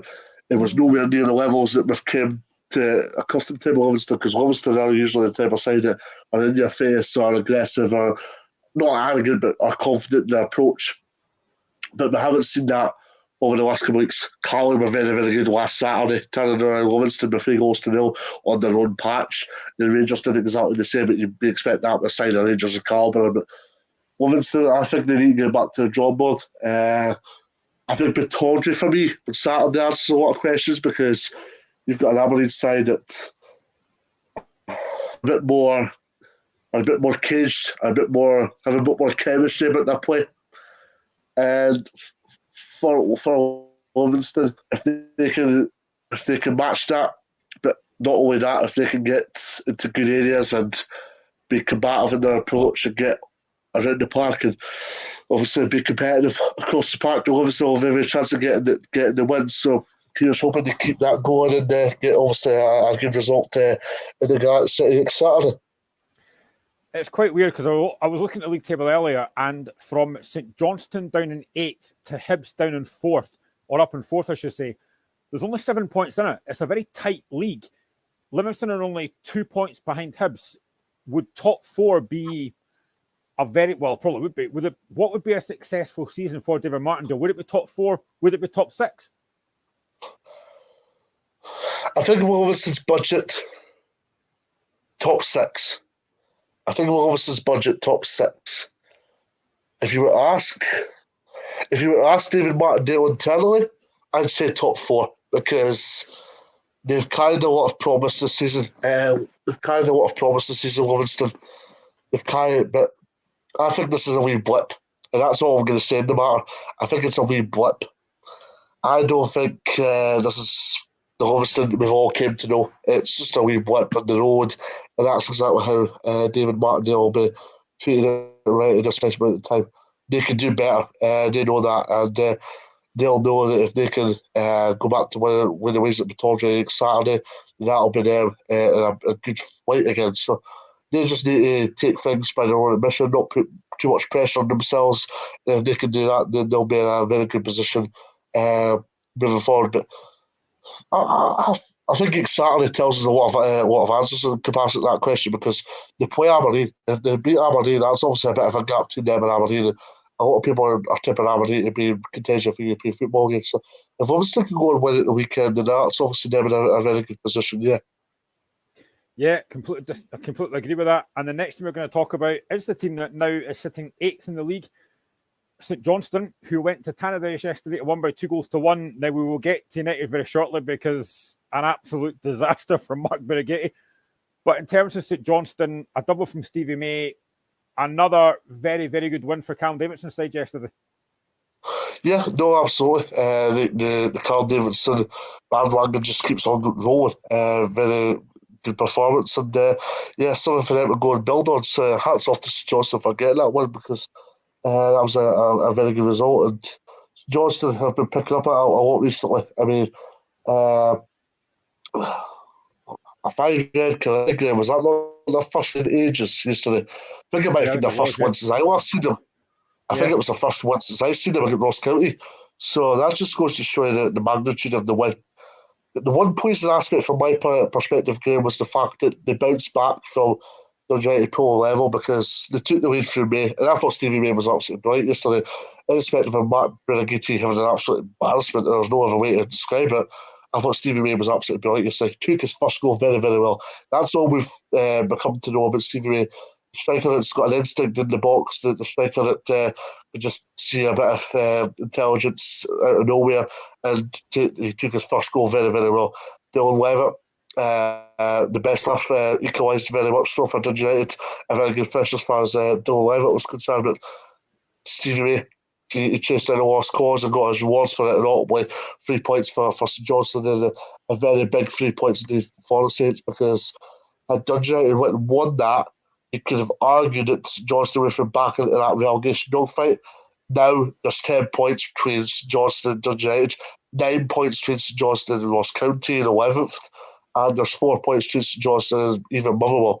So a huge victory for St Johnstone this one. And let's not forget here, Graham, they're 5 points behind Livingston, 6. So they're only looking upwards, not downwards now. So fantastic victory. Yeah, I mean, again, they're only 2 points off Aberdeen as well. And again, like a lot of teams in this league, they are very inconsistent. But you mentioned it rightly there as well. You were quite right to say that to bounce back, having United drawn level, to bounce back and win the game is a huge 3 points. And any win away from home is a massive 3 points. And you're, again, 100% right. Stevie May has had a new lease of life at St Johnstone. And again, a big part of that, and I say this quite a lot, is Nicky Clark. I think Nicky Clark gives Stevie May a bit more freedom, and that shows. Yeah, no, totally.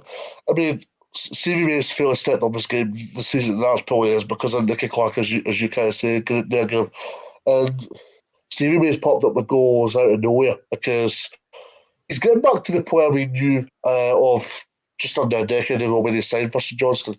He's getting back to that instinct about him. He's getting back to that potential. And that's been obviously the good thing as far as he's concerned. So he's obviously bringing a lot of positivity to Johnstone, as is Nicky Clark, of course. And they obviously bring a lot of positivity. So I think it's a good combination to have. But also, not only that, Graham, they've also got Zach Running, a player that maybe doesn't get enough credit, but probably a player that doesn't get enough credit because the fact that he's got the championship with Dundee and Partick Thistle. Dundee fans looking at social media, we're kind of glad to see the back and running a little bit, even though he's still technically employed by Dundee, but he's out of work at McDermott Park just now. I think Dundee fans were kind of happy to see the back and running a little bit because he was scoring goals, but I think they prefer a Zach Robinson, because running was being a little bit lazy. I don't know if that was because of management relationships or whatever have you, but I do believe that you need to get a fine tune it as Zach running for him to get a consistent running in the team, and that's exactly what they're doing. So it's not as though they've just got Clackett or May either. They've got Zach running, so there's an abundance. There's not pressure, but there's an abundance of options, and that's always a good thing. I suppose this is the same for everybody, but do you think it's important now that St Johnstone build on that, because their next game is a home game against St Mirren next week? Do you think it's important now that they don't sit back on the laurels and they now go win that game and try and get in a run? Because if you've mentioned earlier on, there's not that big a gap between them, Aberdeen, Livingston, even St Mirren. They could easily, I don't know whether they will, but they could easily get in that top six if they get run together. Yeah, well, as I said, they'll look upwards, not downwards now, because they're 9 points clear of County, 10 clear of United. I'm going to make a bold prediction. I can't see United winning, or I can't see United winning. How can I describe this? I can't see United winning, for example, 5 games. It's Johnston going in an absolute barren run like they did before the World Cup, break resumed. I can't see St Johnstone going in a barren run again. I can see St Johnstone pick up a wee win here and there. So I don't. Now, this might be famous last words here, but I don't think St Johnstone should retire for relegation at all, man. I don't think they should.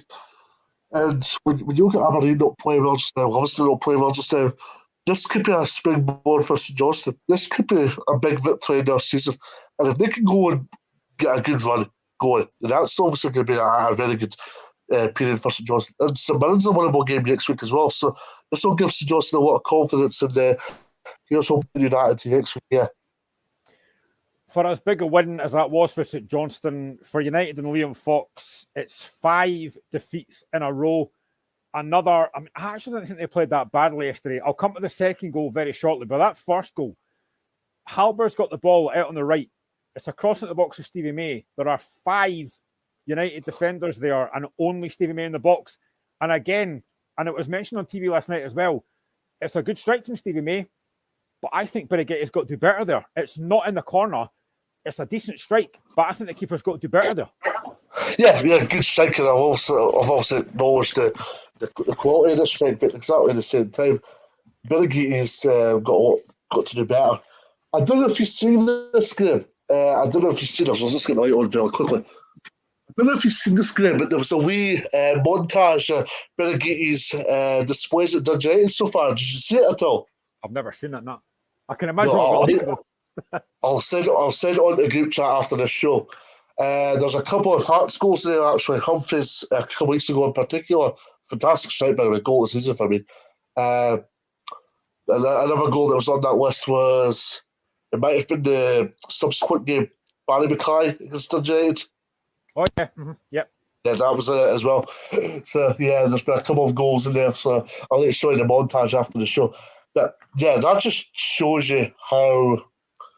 I don't think it's been a good signing for Dundee Birighetti, because that was a soft goal. That was another soft goal for him to go concede yesterday. There was a lot of outcry when Benji Seegers left Dundee. Why didn't they go and sign or try and sign somebody like Xander Clark? For me, if you're trying to get a budget, if you've got the foundations, you've got the funds to sign Charlie Mulgrew and Stephen Fletcher, even although they're nearing retirement, for me, try to get somebody like Xander Clark should have been at the forefront for Dundee. That was something the media's kind of touched upon. It's something that people in Dundee have kind of touched upon. And it's something that Tony Ashgar's been sent to have criticism towards. So, for me, I think Dundee made a bit of a blunder here. Now, Zachary Eriksson had a couple of poor games, but he was nowhere near, in my honest opinion, he was nowhere near the level of Birighetti in terms of shambolic goalkeeper. And I think Eriksson was a little bit harshly dealt at United. And a lot of people will say Birighitti, bad goalkeeper, bad goalkeeper, bad goalkeeper. But if you look at the other side of the fence, a lot of people will go and say Tony Ashker, Tony Ashker, Tony Ashker, because there is a lot of poison towards Tony Ashker right now. And this has massive Stephen Thompson vibes in terms of what happened with him at Dundee United. And if Dundee United go down, it's not going to be a good look for the club. I mean, the one positive I will take from United is I thought Dylan Levitt played well yesterday, and it was a great goal. Great first touch, lovely finish at the bottom corner. It was a fantastic goal from Dylan Levitt. Oh, fantastic. That's what Dylan Levitt's capable of. I mean, if I'm going to be brutally honest with you, Graham, I don't think he's shown it enough. And it's not me, it's me being constructive about that. But I was having a really good conversation the other day with somebody about Dundee United. And I had this conversation on a couple of things. First and foremost on Tony Watt, because of what's happened with him over the past couple of weeks. I know we're obviously past Valentine's Day, that's how long ago since I've been on. And also, there's also been various things such as, obviously, the main topic as well was William Fox. And I think when you put everything into a combination, Talcott's got a good blend across the park. Ryan Edwards and Mulgrew were colossals defensively. Dylan Levitt was here, there, and everywhere. He was creative. He got to some very, very good areas, strong areas, scored some important goals for United, especially in the split. And also, they didn't score a lot of goals, but then Nicky Clark, who would do that part that St Johnstone are doing right now. So he did that alongside Tony Watt and also other strikers that they had in abundance at the time. So they had quality there, but because I'd argue that Dundee didn't have that good a team last season either, but they had a collectiveness about them, and that's exactly what they don't have this season. And for me, I think it's the rubber stamps to an extent that William Fox isn't the man for the job. Now, people might say you're speaking rubbish, and why you say that considering you're a reporter. But on the other hand, I just don't think he's simply up to the task, because it's got, I've said it from the start, it's got Stephen Glass vibes, and I've reiterated that ever since. He's had a couple of big wins, Aberdeen in particular at home for Dundee United. But I just don't think he was ready for Dundee United, and I think that's been emphasised with the performances recently. Now, I don't think he's been backed by Tony Ashker, but at exactly the same time, you look at everything that's happened, and I don't think William Fox has managed to get the best out of big characters in that dressing room. Yeah, I don't disagree. We have to get to that goal. They just get level. They're back in the game, and then Birighitti. I mean, I'm going to coin that phrase. What's the goalie doing? Because firstly, he plays the ball to Mulgrew's poor foot. Mulgrew then gives him it back. All Birighitti should be doing is clearing his lines. For some reason, he decides, I'm going to take a touch. Stevie May, absolutely fantastic striker play, dives in, wins the ball. Honestly, what is Birighitti doing? What is he thinking about doing that? Yeah, no, I think this is where goalkeepers get too comfortable, and he was definitely comfortable. I mean, he thought Stephen May wouldn't have provided much danger, and then bang, he goes and scores, obviously, that goal to earn what's a much needed win for St John's. And yeah, very, very good as far as Stevie May is concerned, because Stevie May could have just been in isolation, thought that Birighitti would have just passed out to the back in terms of playing it to wing backs or full backs, and not worried about what was going to go and happen. But that wasn't his mentality. His mentality was to go and chase down a lost cause, and he's obviously got a lot of benefits from that. So hats off to him for that, and obviously he could get a lot of positives from what was a very strong performance yesterday, Stevie May. But for Birighitti, I'd argue that Jack Ewan should go in goals now. For me, I'd argue he's number one, because I watched him for Peterhead in the summer, and that was against Aberdeen, and he was very, very good. I think he's had a very good journey in terms of getting himself into being a goalkeeper at United, because he went out and won Spartans, did reasonably well at Spartans in the World League, albeit it was a far lower standard. Peterhead. He had a really, really good start at Peterhead. I know, having spoken to people at Peterhead, he was a little bit disappointed. They were a little bit disappointed, that he left the club, because he was obviously putting in some good performances at a time that Peterhead were in a bit of a predicament because of players and Jim McInally not getting a settled squad. And he's obviously came to United and had to wait his turn a little bit. So in terms of this one, obviously massive mistake for Bellingham, massive error of judgment. And if I was Liam Fox, this is your test of your management credentials now. Do you stick with Bellingham where there's huge money in offer, where there's been a huge financial incentive for Dundee United because they've obviously taken somebody from Australia, or do you go for somebody from within, Jack Ewing? And he might have mistakes, but in turn, there's the incentive and the rewards that you've embedded somebody in that's came from the youth system at the club. And for me, it's a no-brainer. In terms of United, they go to Ross County next week. It's a massive, massive game. I suppose if you're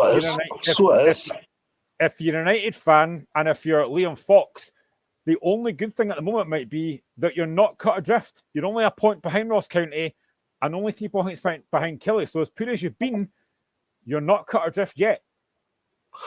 I think it's going to be a massive game for Dundee next week because Ross County to win this, there's four points between Ross County United. And looking at the league table, if I'm horribly wrong, I've not got it in front of me because I don't like being on my phone during the show, but I've got it in front of me. It's the nearest team got 23 points. Dundee have got 20, Ross County have got 21, Killie have got 23, and Motherwell have got 26. Right, okay. So there is a 3-point gap potentially, even if Dundee get beat next week. But yeah, a massive game. That just tells you the differences now. May, that game was played in Dingwall for a place in Europe for Dundee. Well, I'm just trying to remember. Yeah. I'm just trying to remember how it all happened because Dundee United had to get a point at least for European football. I remember that because obviously they were relying on the Livingston against Motherwell, if I'm not mistaken. Yeah, Livingston against Motherwell. Dundee United needed a point for European football up in Dingwall. Ross County had to win to have any chance of European football and climbing above Motherwell. So that's exactly what it was. So that was a massive game for European football last May. Now it's a massive game for relegation. And that just tells you how poor both sides have been this season. It's a massive game wise away for Dundee United, but even more so for Dundee United. There's been a lot of Liam Fox out taunts. Yeah, this definitely. This is where a bit of a crossroad because Tony Arscore's got rid of big managers. Now, Robbie Nielsen wasn't rid, but the manner in which it was dealt with hasn't went down well with any party. Jack Ross got dismissed because of, obviously, misdemeanours on the European front. Tam Courts ultimately wanted to leave, and I think there's far more than just wanting to leave to go to Hungary, considering how it all prevailed for Tam Courts in Hungary. So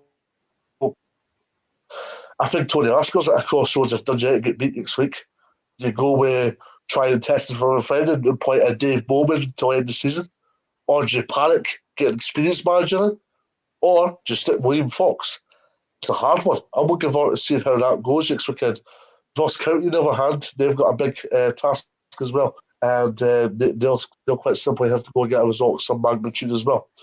But the thing for Dundee United is that the fans on social media are giving the Fox out, Ashgar out. It's going to be even worse, and it's going to be amplified this time next Sunday afternoon if they get beat, because it's vigilant already, it's high already, it's intense already. Now it's going to be sandwiched time if they get beat on Saturday. It's going to be sandwich time. There's no other way to put it. So interesting time, I think. Yeah, definitely. We've got about 17 minutes left. We've got 2 games to go. Let's go to Easter Road, where Hibs ran out pretty comfortable winners against Kilmarnock by 2-0. Goals from Will Fish in the first half and Matthew Hoppy, I think that's how you pronounce it, with his first goal in the second half. Now, we talked about debatable decisions at the game against Livingston against Rangers. There was a debatable one here that Derek McInnes was not happy about, and that was Kyle Vassell being sent off for a high foot challenge on Cabraja. Before we get into that, Dave, very comfortable for Hibs, and Lee Johnson, who was under pressure, is now 6 unbeaten. Yeah, very good going. And as much as you hate getting beaten in the Edinburgh Derby game, I don't think you should judge Lee Johnson based on the Edinburgh Derby defeat. Funnily enough, because it shows what Hearts are at right now. It shows what Hibs are at right now as well. And I can understand why the comparisons are made, but Hibs have went in a very, very good run ever since. That Aberdeen 6-0 win was a springboard now. A lot of people look at that Aberdeen result and says they're up against a vulnerable Aberdeen side. Don't pay too much attention to it. But it's funny how a defeat can give you, it's funny how a win, can give you so much momentum for the rest of the season. And that's exactly how it's proved to turn out. Hibs are getting some very good results here, but also they're getting some very good performances in as well. And that was something that was missing them at the start of the season. So hats off to them for doing that. And they obviously got a bit of balance across the park. I don't know if you agree, Graham, but Ryan Porteous leaving Hibs might be the best thing to happen to Hibs. Not because of the quality on the park or the type of defender he is, but for me, it's because of the character he is. I think there was a lot of attention, justifiably so, put on him because of his demeanours. But for me, he looked like the head boy. He's only, 23, 24. But for me, he looked like the head boy and the boy that wanted to be bigger than the club. And that's how I perceive it from the outside looking in. And I think him go has been the best thing to happen to Hibs. Yeah, I completely agree. And actually, just a few days ago, I think it was, they signed Mickey Devlin, which again is a decent signing for Hibs as well. They didn't play yesterday, but it's a good signing for Hibs, I think. Yeah. Obviously got a rough time of it at Aberdeen through injuries and all that, but a lot of Aberdeen fans are obviously laughing about this post about him signing for Hibs, but people are quick to forget, and I know the game has changed absolutely, but a lot of people are quick to forget he was a very, very good defender for Hamilton. And that's exactly why Aberdeen signed him in the first place, because he was a very good defender for Hamilton. Had he replicated that in Aberdeen, I reckon he could have went on to a far higher level, like in England. But he didn't, and that's obviously the unfortunate thing as far as Devlin's concerned. But he's got an opportunity to salvage his career, and Hibs is a great opportunity for him. I thought actually yesterday, again, for me, one of Hibs' standout players recently has been Eli Yuan. And again, I thought he was a constant threat for against Kilmarnock yesterday. Absolutely, very good player. A player a bit like Kay Maroof that we've touched upon in terms of getting to good areas, getting to good positions, can find little wee holes. He's very intelligent. He's very shrewd. He's got a bit of a football brain about him. Very, very good both on and off the ball. And Eli Yuan, he's very, very good. I think he provides that threat that Hibs have been isolated with this season with no Martin Boyle, and it was evident that they were needing something a little bit different. Now, I've been completely critical of Hibs in terms of not backing in the manager in terms of replacing somebody like Yuan, Martin Boyle, but I think they've replicated that and replaced that with Yuan, but they've got a good blend together now. They've got a good blend in the forward areas, but they've also got a good blend in defensive areas. And I think Hibs are getting back to the team that we all know they can be, but they've just. Sorry about that. They've all got back to the team that a lot of people that are remembered for. So hats off to them for that. Here's hoping they can keep that going. Hearts do have a game in hand, but Hibs are only 5 points behind Hearts. Could they potentially challenge for third place? I hope not. But do you think they could potentially challenge for third place? Potentially, as you say, but I just don't think Hibs have the quality to go and do it. I just think Hearts have higher talent in abundance. I just think they've got a better cohesion about them, Hearts. And I think today was a one-off. Now, if that's wrong, it's wrong. But I think today was a bit of a one-off. When you look at some of the victories that Hibs have picked up in recent times, there have been some good wins, but they've been against teams that are a little bit vulnerable just now. And I'd like to see them challenged against sides that are doing very, very well just now. So I'm not 100. I'm pleased they're doing well. I think Hibs are in a better position than they were a month or so ago. But I'm yet to be convinced by how well they're doing. Yeah, I mean, in terms of Kilmarnock, they got that win against United in the Cup last week. Disappointing defeat yesterday. I thought at times they played okay, but Derek McInnes was furious about the sending off of Kyle Basser for the challenge on Cabraja. Can you understand why, or do you think the decision was right? I look at it both ways. I don't think there's intent from Vassell, which would suggest nothing. And it's in the it hasn't been given category in terms of player has gotten away with scot-free. There's maybe been the chat from the referee and whatever have you. But I've seen it the other side that these things have happened and player has been sent off, such as what happened yesterday, of course. I think the sending offs took place primarily because of the intent, not the intent from the player, but obviously you're obviously throwing yourself into a precarious position. That you could potentially cause serious injury, and I think that's why the referee was first and foremost forced to go to VAR and then told to get sent off. For me, if you were to ask me, it'd be VAR and it's a yellow card at best. Nothing else. Yeah, I mean, that's what it was given at first, yellow card, and the referee went and gave it a red. But Kilmarnock now have a home game against Motherwell next week. Again, big games for both teams. Motherwell off the back of a good win today. Kilmarnock on the back of that defeat yesterday. Big game again for both teams, Kilmarnock and Motherwell. Yeah, I think it's going to be an interesting one because Kilmarnock are a strong team at Rugby Park. But then Motherwell have resurged after the previous aforementioned two victories. So I think this is going to be a very interesting game next week because they're usually hotly contested clashes whenever Kilmarnock and Motherwell meet. And I think if Motherwell can get their balance together, I think they could get another big win. But it's going to be an interesting one to see how this one goes. Yeah, definitely. The last game of the weekend was St Mirren against Ross County. St Mirren winning by 1-0. The only goal coming from Declan Gallagher after 7 minutes. But to be honest, St Mirren were the far better side. And I think even, I'm forgetting his name now, Malky Mackay even said that Ross County deserved nothing out of the game. A very good win from St Mirren. And again, they're sitting fifth. They're only a point behind Hibs. I think St Mirren having a very good season so far. Yeah, and I think a huge part of they have been getting some good wins away from home as well, Graham, but I think a huge part of St Mirren's success this season has been at home because St Mirren have been good in terms of churning out 1-0 wins, 2-1 wins, 2-0 wins. They've been pretty good in terms of churning that out. They've even done that against like Celtic. So as Olinho has touched upon here, he says hardly any empty seats in St Mirren stands yesterday. And St Mirren have been notoriously criticised because whenever they've played Celtic and Rangers, for example, these sides have all went and had free stands, for example, whilst, as he said yesterday, there was a good congregation of St Mirren fans in attendance yesterday. So hats off to the buddies because they're obviously getting back behind their club.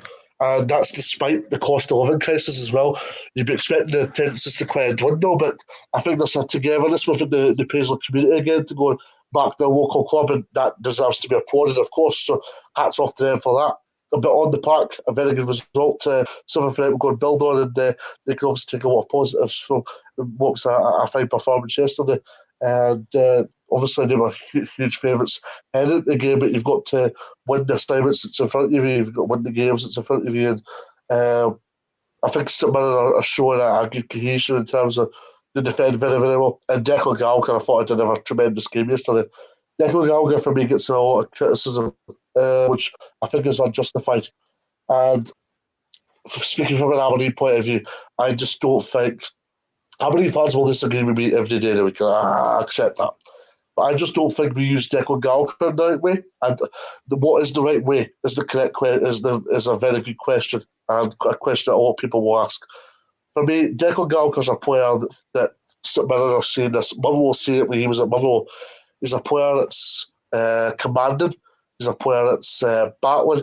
And I think you get a fine tune out of Declan Gallagher when you've got a good manager at your disposal. And that's what you get with Stephen Robinson.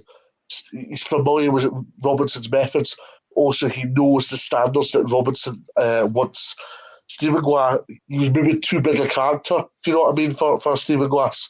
And then Jim Goodwin both just didn't see eye to eye because that was very much seen because Declan Gallagher was basically told, extinguished out the picture immediately at Pittodrie once Jim came in. So, yeah, I think when you've got a fit and fine Declan Gallagher and you give him a level of belief, but you also get his attitude level spot on, I think you've got a very good defender. That's exactly how it proved to be. And he took his goal very, very well.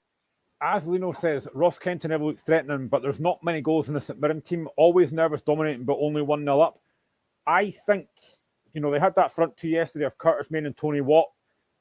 I mean, they're not maybe the most prolific strikers, but I think if they can get a run in the team together, I think they'll be a decent partnership for St Mirren. Because, listen, Tony Watt's a very good player. Curtis Main, again, if they can get those two linking up, I think St Mirren are going to do very well with those two up top. Yeah, they're not prolific, but they're clever. They're very, very clever. Curtis Main makes very good runs. Tony Watt's more an instinct penalty box striker, in my honest opinion, or that's the feeling I get under Stephen Robinson. But because Tony Watt, I hate to say lazy, but his attitude levels leave a lot to be questioned, especially with the manner of the clubs he's been at and the manner in which he's left clubs and all that kind of thing. But Tony Watt leaves a lot to be desired, but his overall instinct in the 6-yard area can't be undermined. But Curtis Main's very, very good at making very good runs. But Tony Watt, the thing you get out of Tony Watt is he's an unpredictable striker. He could be absolutely hopeless one week, but he can be absolutely brilliant the following week. And that's the balance that Stephen Robinson's trying to rectify. He's trying to get a balance where Tony Watt can go and score 10 goals in terms of being in that area, but also helping Curtis Main and being that focal point with Curtis Main. And as he mentions here, they're missing Jonah Younger very much, because for me, he was St Mirren's player of the year prior to getting his injury last month. So that was a massive miss. But I think Robinson's had to adapt a little bit. I think it's taken him a bit of getting used to. But I think they're getting a bit of a better balance now with Tony Watt and Curtis Main involved. But the proof will be in the pudding if they get a top 6 place. And that's going to be interesting to see if they can achieve that. Hibs don't play next week. St Mirren have got a chance to go 4th if they can beat St Johnstone next week. It's away from home, McDermott Park, difficult place to go. How big a game will this be for St Mirren and Stephen Robinson next week? Yeah, massive. Massive game for St Mirren. And if St Mirren can go and get another big win, then it'll be massive, because when you look at Hibs, they're undefeated in 6. You'll love me for saying this game, but I do think there's a slip up in Hibs to come. I do think. So. I think Hibs are on that run, and I do think Hibs will go on a run where they'll go 3 or 4 matches without a win. I do think it will happen. I can't see them going undefeated in 15, for example. I do think they'll go 3 or 4 games without a win. And that's where it will get tested for Hibs, and that's where I think somebody need to take full advantage. In terms of Ross County, they were disappointing yesterday. Obviously, Edwards gets sent off late on. It had no effect on the game. But they've got a big game against Dundee United next week. At home, surely that's the game that Malcolm Mackay's got to be looking to pick up 3 points from. Well, first and foremost, I want to touch on the Warren Edwards incident and say, had that been 10, 15 years ago, we wouldn't have even batted an eyelid at it, but the game's changed. And he's reckless, Awara. He goes with intent. There's an entitlement to go for the ball, 100%, but he goes with intent. You leave the referee with no option but to send you off. And Markey, I noticed in the Sports highlights, did go, why? But it was clear for all to see once you see the video evidence, and he had to go. As for the game next weekend, massive, and Ross County need to take the game to Dundee United. I mean, they've got a lot of quality in the final third now, but they have to use it. Simon Murray, since he's joined, hasn't had a lot of game time. This will be a perfect opportunity for me to get him involved. I'm trying to remember this. I don't know what team he supports. It's a Dundee team, but I don't know if it's Dundee or United. If it's Dundee, there's a perfect opportunity. Yeah, absolutely. That'll be an interesting game next week. That's all we've got time for. We have had a very quick 2 hours. Thank you for all your comments. Thank you, everyone, for watching. We are back next Friday from 5 o'clock. I think it's me that's in the hot seat again. I don't think Michael's here. We'll also back on the Sunday where we're doing the Viaplay Cup final reaction. So join us on 5 o'clock next week. Thank you to everyone for watching. As always, thank you to Dave for joining me. We shall see you next Friday again at the usual time of 5 o'clock. Enjoy the rest of the weekend. We shall see you again next week. Bye-bye.